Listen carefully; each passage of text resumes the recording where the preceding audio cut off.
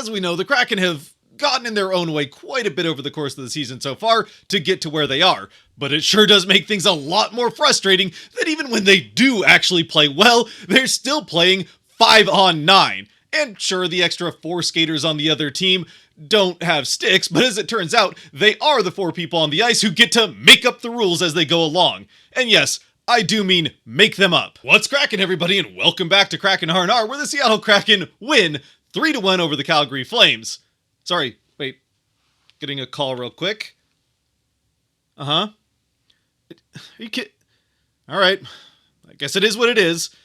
Sorry, that was Toronto calling. On further review, they've actually overturned the Kraken win and turned it into a 3-2 Calgary victory. Yes, the Calgary Flames do actually win this game 3-2, a game that the Kraken really should have won and certainly would have won if it had been even close to officiated fairly. But since the officials were clearly in the pocket of the Flames, they end up pulling this one out, in spite of being outplayed pretty much the entire game. Really, the only parts of the game that the Flames weren't outplayed were the first few minutes, which the Kraken were able to survive because of Decord, and we'll get there, and the last half of the first period that was completely controlled by the officials. And actually, you know what? Let's just jump right into the game, since the entire story of this game and when it's decided comes pretty early on, as it's clearly the worst officiated game of the Kraken season by a long shot, and maybe the worst officiated game of their entire history.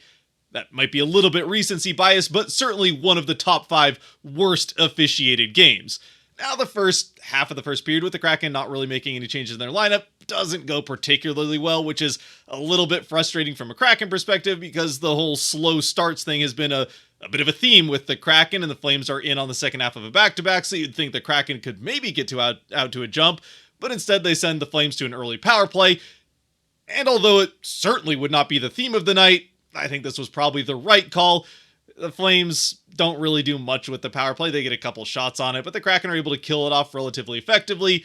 The Flames, though, do maintain the momentum out of it and turn a couple of quick shots by the Kraken into a 7-2 shot lead the other way by the 5-minute mark, I think it was, of the first period. And by the halfway point of the first, the Flames still kind of seem like they're in control. And it's just a first period the Kraken are going to have to survive, but at least they're going to get their first chance on a power play here midway through the first. And it's pretty promptly, right from that point, that it becomes very clear, very quickly, that the officials actually had no real interest in giving the Kraken any chance to actually win this game. Sure, they'd give the Kraken a power play here and there throughout the game just to make sure that the stat sheet didn't look overly one-sided, but yeah, you're not fooling anybody that actually watched the game, as the Kraken on this power play score almost immediately. It's a shot from Beniers on net that is saved by Vladar, but the puck bounces out on the rebound. Chaos in front of the net, it's Jaden Schwartz who gets to it first, and backhand shoves it past the toe of Vladar into the back of the net in the corner to give the Kraken the 1-0 lead and the power play goal. And it's also somewhat important here to notice that Vladar's only real reaction to this goal getting past him is to look back in disappointment, kind of the slump of the shoulders and like, crap, that's not how I wanted to start my game.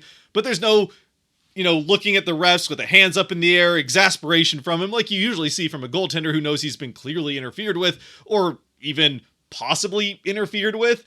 None of that. Still, though, after the whole celebration, all that happens, the officials go to the bench. Calgary challenges it for goaltender interference, and I gotta say, at the time, even with the trend that goaltender interference calls pretty much always go against the Kraken regardless of who's challenging it, I didn't really think this one was getting overturned. The call on the ice was a good goal, and yeah, Vladar gets his stick kind of tangled up between Schwartz's legs a little bit and just inside the blue paint, so you can at least kind of see where Calgary's coming from in challenging this for goaltender interference. Sure, it's still probably a long shot that it gets overturned from being called a good goal on the ice, especially considering Vladar is the one who put his stick between Schwartz's feet before getting it tangled as Schwartz was exiting the crease to take the shot off. But maybe by the exact way that the rule is worded in the rulebook, it maybe should be overturned. Not that the NHL has ever gone by the exact wording of any rule that they've ever written. But sure enough, as they come back, Toronto, and after the game, by the way, Schwartz said that both officials, I assume the way he said it, that it was before they went to review, or maybe as the review was happening, that both officials told him that they thought it would be a good goal. At the end of the day, though, apparently Toronto overruled them or whatever as they come back with the decision.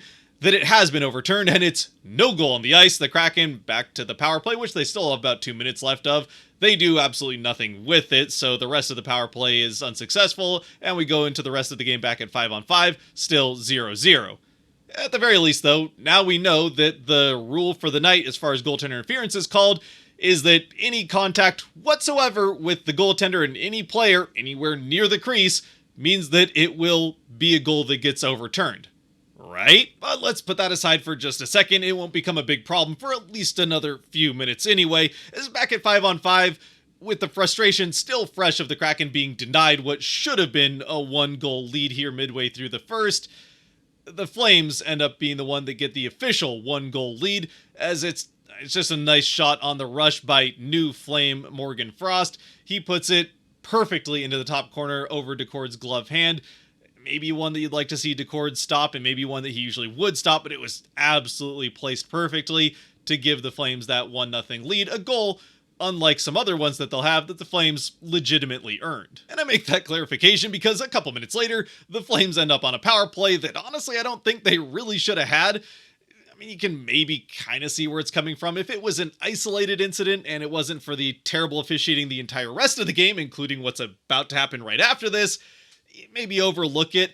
It ends up being an extra roughing call for McCann, as there's a giant hit on Burakovsky in open ice. A clean hit, to be fair, but still the kind of hit that, especially in today's NHL, is going to draw a crowd. And I mean, typically from the Kraken, that doesn't lead to much of anything. They're not a team that really jumps to the gun to take a fight very often. But it seems like they're feeling a little bit more feisty recently with the frustration of how this season has gone. So McCann immediately drops the gloves and has a willing combatant on the other side. So the two of them go at it. And out of all of it, McCann takes the guy to the ice. It's not called a fight. They both get a roughing call. And then McCann gets the extra roughing call for whatever reason. I still am not really sure.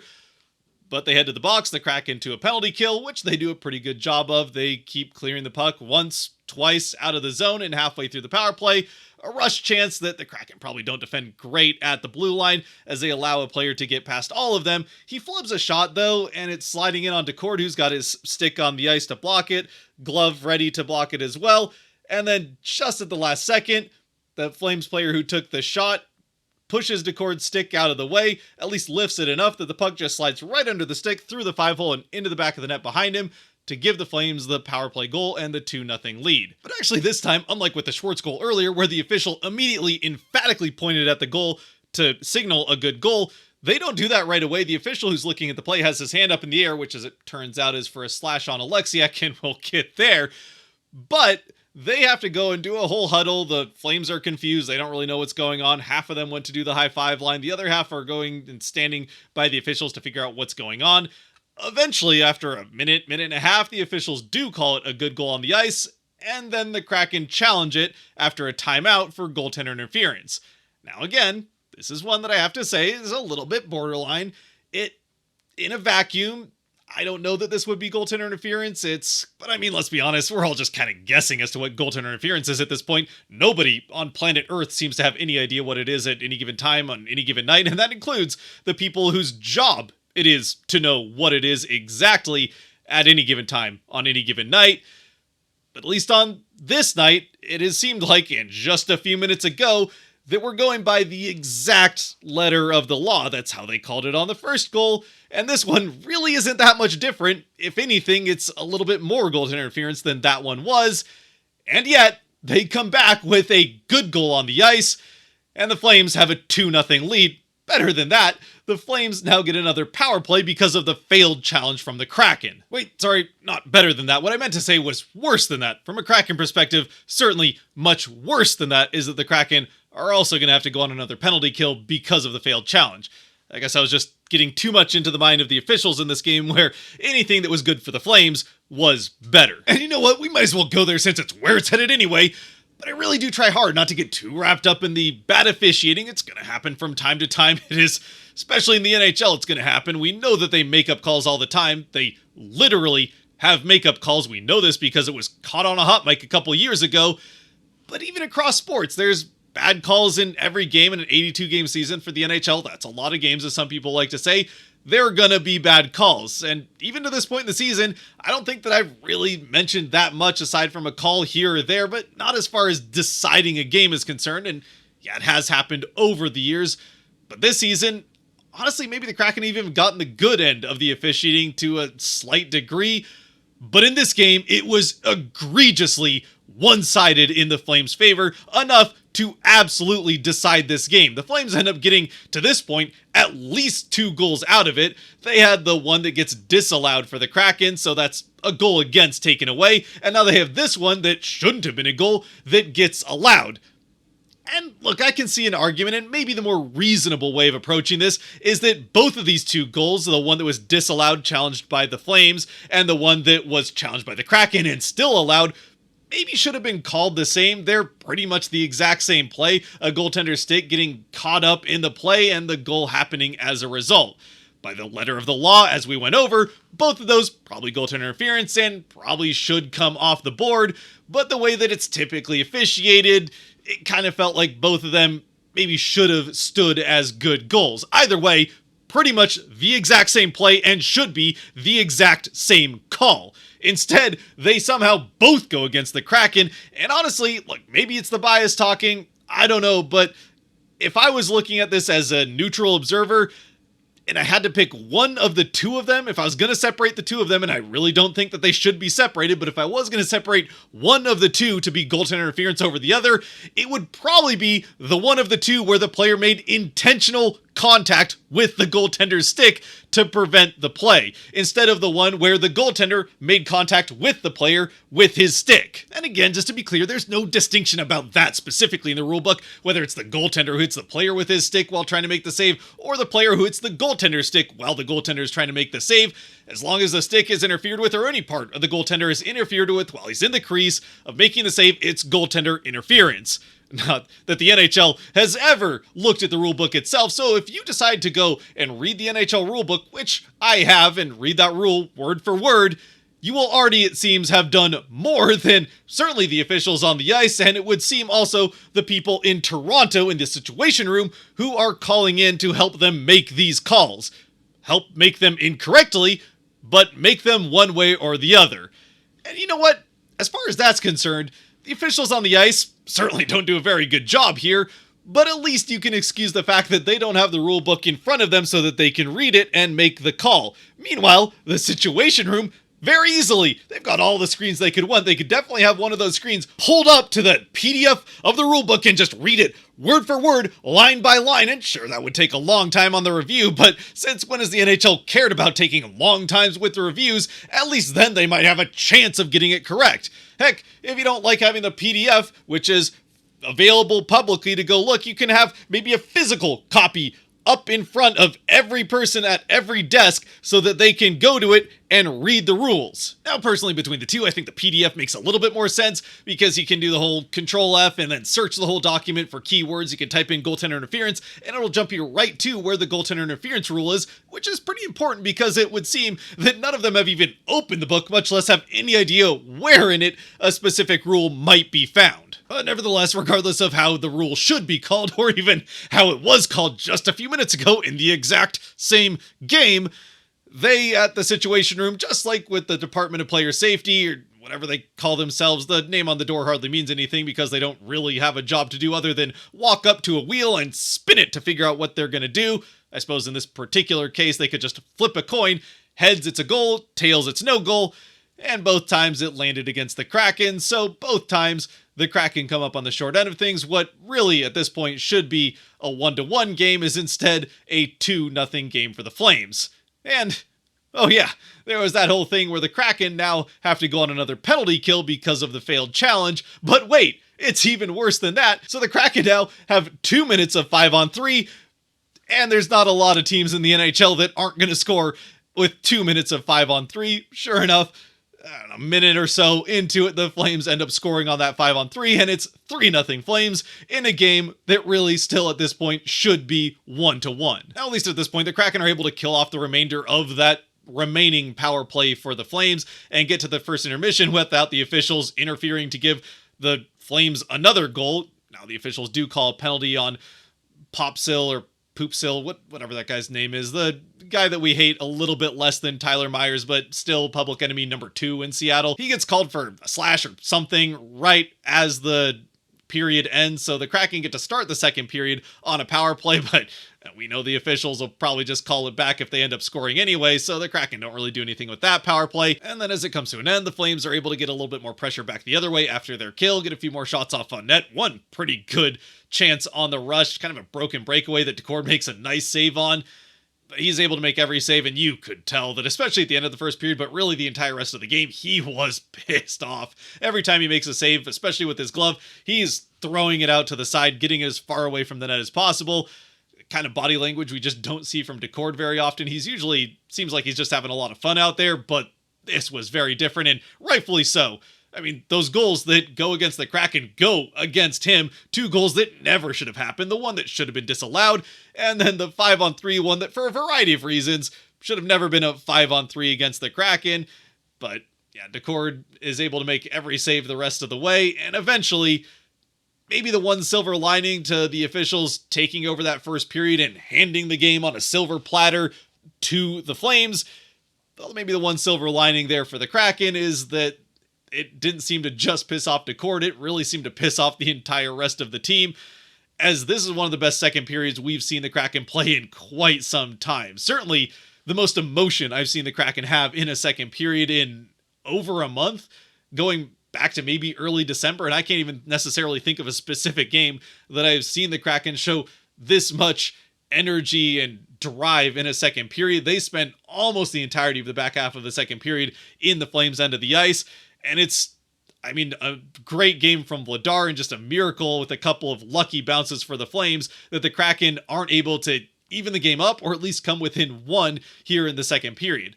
They do come within 2. They do get 1 back, a rush chance after another failed bad call, by the way. The officials still making their influence felt on this game here in the second period. Nothing as egregious as what happened in the first. They weren't given quite as good of opportunities to make those kind of calls, but they still blatantly miss while staring right at it. An interference call on Burakovsky as he's trying to get into the offensive end. 2 Flames players just kind of sandwich him and don't let him have any kind of path towards the puck, as neither of them have any intention on going back to play it. So that's textbook interference, but it's not called with an official staring right at it.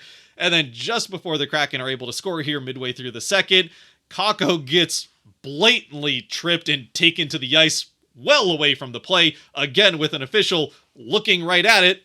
No call whatsoever. It would be bad for the Flames to call a penalty, so naturally they're not going to call anything there.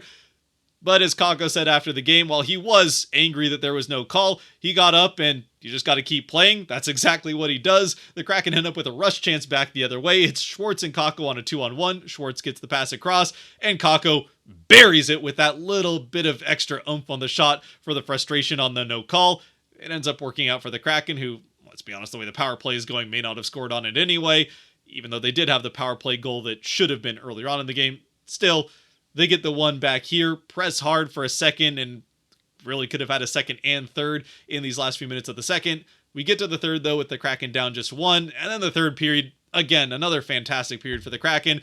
They showed drive, they controlled the entire period. They really were the better team for the last 40 minutes of this game. They score another time here in the third, and not really all that long into it either. It's just under 6 minutes into the third, so it's still plenty of time for the Kraken to maybe tie things later on.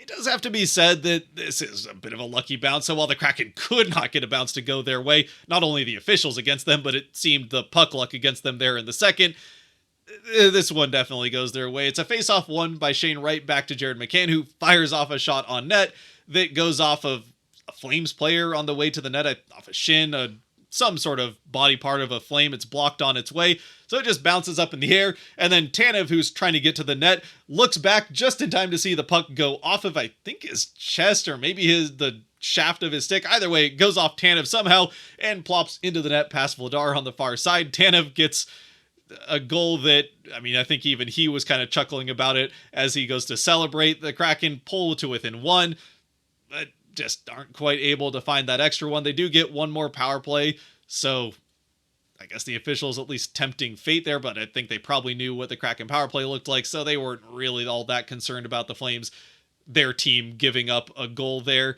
So the Flames do end up holding on. right up until the end. It looks like the Kraken might score with the empty net in the last few seconds, so naturally, Shane Wright has to get called for a high stick to kill any chance the Kraken have of tying things and getting it to overtime.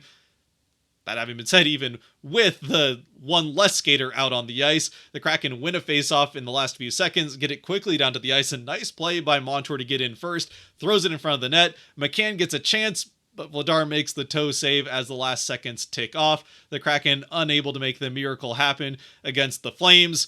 Their 4 extra friends in stripes and a little bit of puck luck in the second. It just isn't enough. A great game from the Kraken where they really were the better team comes up short, and well, even when they do things well, it just doesn't seem like it's meant to be this season. Which, again, as I mentioned way back in the intro, as far as the season as a whole is concerned, this game is certainly not the story of it. The Kraken really are the ones that have put themselves in this spot by just not playing well enough over the course of the entire season. In the moment, though, it does really sting the way this game goes. Having it just stolen, robbed, ripped away from the Kraken, a game that they really should have won. And to make it worse, if the Kraken were going to make some miracle run here, these 2 games that they have against the Flames, this one and another one right before, or the last game before the 2 nations break, are games they needed to win. The Flames are currently the team that they would be chasing to get that second wildcard spot. They came into the game 8 points behind the Flames. If they win it, they're just 6 points behind them, and maybe you can talk your way into it. If they win the other game against the Flames, then they're 4 points behind. Maybe at that point, it's not the Flames they're chasing anymore. It's probably the Canucks or maybe Utah, someone like that. But these are games that they needed to find a way to win. And unfortunately, they found a way to win this one. Just it was taken from them. And beyond that, I really don't know what else there's to say about this game. That pretty much is the story of it. The Kraken were the better team for certainly the last 40 minutes of the game, aside from maybe the early press by the Flames in the second, and a moment or two here and there where the Kraken were needing to press offensively because of everything the officials did for the Flames in the first, and that allowed an odd rush chance here and there for the Flames back the other way. Decord able to make every stop on all of those, and well, every stop in the game aside from that one nice shot from Frost early on in the first. The other 2 that ended past him never should have happened in the first place, and the one was goaltender interference. So, yeah, for the Kraken, they just get jobbed by the officials. I mean, sure, the Flames did play a better first 10 minutes of the game than the Kraken did, and still scoreless after 10. Then the officials took over the game for 10 minutes there at the end of the first, which handed the Flames at least 2 goals. I'll give them the one on Frost. That was just a nice shot on a rush. And then from there, the Kraken did everything they could to get back into it, but the officials had given the Flames enough of a lead that it just wasn't enough in the end. So the Kraken come up short. Other than that, I guess we can get to the Kraken 3 stars, as always brought to you by the patrons over on Patreon, who, like the rest of us, were very frustrated and angry about how this game went, but there were some Kraken players that played very well in it. For the first star, I'm going to go with Capo Caco, is the most mentioned on Patreon. He does get that goal for the Kraken right after what should have been a penalty. He still gets up, still makes the Flames pay for it, even if the officials had no interest in doing that job themselves, which they're supposed to. Second star, I'm going to go with Jared McCann. He does get an assist in the game. He gets the primary assist on the Tanev goal. McCann's the one that fires off the shot. But even aside from that, McCann had a really good game. He has what technically wasn't called a fight, but really was a fight. And sure, that ends up leading to the whole chaos because the officials somehow end up giving him the extra roughing call. But McCann shows that fight. It's still not ideal that you've got done with the big fight in the previous game, which I somehow forgot to mention. Sorry about that. Fantastic fight from Dunn there. If you're really into fights, he absolutely beat the living crap out of whoever that was. But it's not great that you got Dunn and McCann as the 2 guys stepping up to fight. Dunn had his hand all bloody after that game, and now you had McCann going to the box holding his wrist bent over, so hopefully that's something that doesn't turn into anything more as we get into the next few games.